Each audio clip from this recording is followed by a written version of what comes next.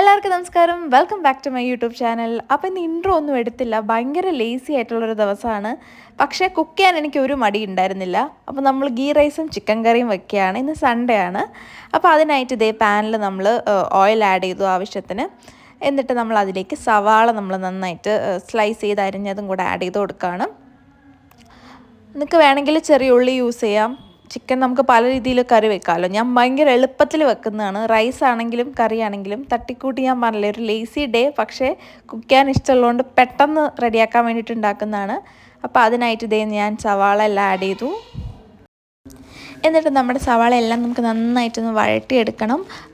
ആ എണ്ണയിൽ നന്നായിട്ടൊന്ന് മൂക്കുന്ന രീതിക്ക്.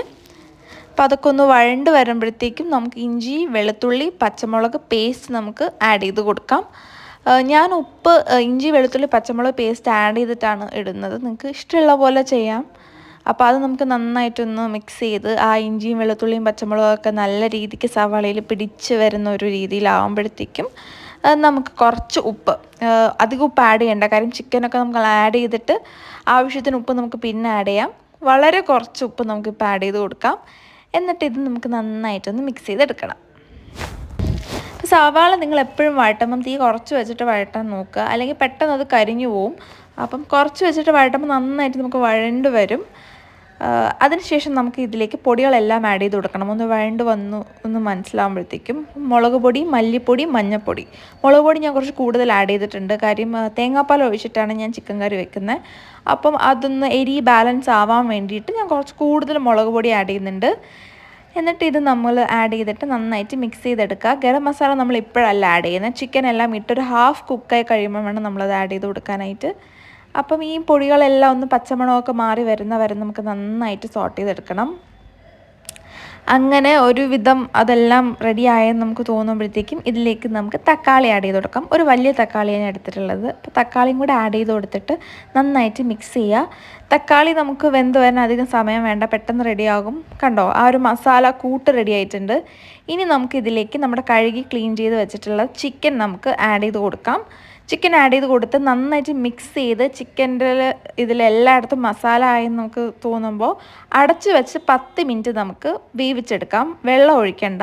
ആ സമയം കൊണ്ട് നമുക്കിതേ ഒരു കുക്കർ എടുത്ത് അതിൽ നെയ്യ് ഒഴിച്ചിട്ട് സവാള അരിഞ്ഞിട്ടിട്ട് പിന്നെ മസാലാസ് എല്ലാം, പൊടിച്ച മസാലയല്ല അല്ലാതെ നമുക്ക് ആഡ് ചെയ്ത് കൊടുക്കാം. ഞാൻ എന്തുകൊണ്ടാണ് സവാള ഇട്ടിട്ട് മസാലാസ് ആഡ് ചെയ്യുന്നത് വെച്ചാൽ ചിലപ്പം ഞാൻ വയ്ക്കുമ്പോൾ അത് ഭയങ്കരമായിട്ട് കരിഞ്ഞു പോകുന്ന പോലെ എനിക്ക് ഫീൽ ചെയ്യും. സവാള ഇട്ടിട്ട് ഇത് ഇടുമ്പോഴത്തേക്കും കറക്റ്റ് ഇതിൽ കിട്ടും. പിന്നെ കുറച്ച് ക്യാരറ്റും കൂടെ ആഡ് ചെയ്ത് കൊടുത്തു. അതെല്ലാം ഒന്ന് ജസ്റ്റ് ഒന്ന് കുറച്ചൊരു 2-3 മിനിറ്റ്സൊക്കെ ഹൈ ഫ്ലെയിമിൽ വെച്ചൊന്ന് സോട്ട് ചെയ്തിട്ട് ഞാൻ എന്താ റൈസും കൂടി ഇട്ടിട്ട് ഒരു 5 മിനിറ്റ് നിർത്താതെ നന്നായിട്ട് മിക്സ് ചെയ്ത് കൊടുക്കുക. അപ്പോഴത്തേക്കും നമ്മുടെ ചിക്കൻ 10 മിനിറ്റായി. ഇവിടെ അത്യാവശ്യം ചിക്കൻ ഒരു കുറച്ചൊന്ന് ജസ്റ്റ് ഒന്ന് ഇതായി വന്നിട്ടുണ്ട്. അപ്പോഴത്തേക്കും നമുക്ക് ചൂടുവെള്ളം ആഡ് ചെയ്ത് കൊടുത്തിട്ട് നന്നായിട്ട് തിളപ്പിക്കാൻ വയ്ക്കാം.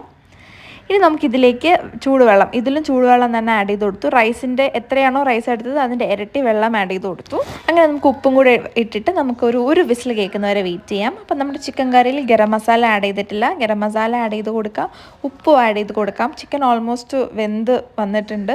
ഇനി നമുക്കിതിലേക്ക് നമ്മുടെ തേങ്ങാപ്പാൽ, എരി നല്ല കൂടുതലായിട്ടുണ്ട്. അപ്പോൾ തേങ്ങാപ്പാൽ ഒഴിച്ച് നമ്മളത് ബാലൻസ് ചെയ്യും.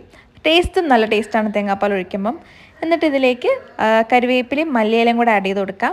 ആ സമയം കൊണ്ട് നമ്മൾ റൈസ് റെഡി ആയിട്ടുണ്ട്. റൈസ് വെന്ത് വന്നിട്ടുണ്ട്. ഞാനത് ഓപ്പൺ ചെയ്തു. വീഡിയോ എടുക്കാൻ വേറെ ആരും ഇല്ലാത്തതുകൊണ്ട് എനിക്ക് ചില ക്ലിപ്സൊക്കെ മിസ്സായിട്ടുണ്ട്.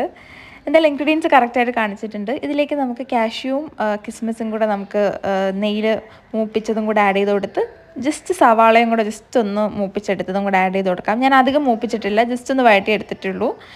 അപ്പം നമ്മുടെ ചിക്കൻ കറിയും ഗീ റൈസും റെഡി ആയിട്ടുണ്ട്. സാലഡും കൂടെ റെഡിയാക്കി. നല്ല ടേസ്റ്റ് ഉണ്ടായിരുന്നു, എനിക്കിഷ്ടപ്പെട്ടു. വീട്ടിലും എല്ലാവർക്കും ഇഷ്ടമായി. നിങ്ങളും ട്രൈ ചെയ്ത് നോക്കുക. പുതിയൊരു വീഡിയോ ആയിട്ട് വരാം. അതുവരെ ടാറ്റാ.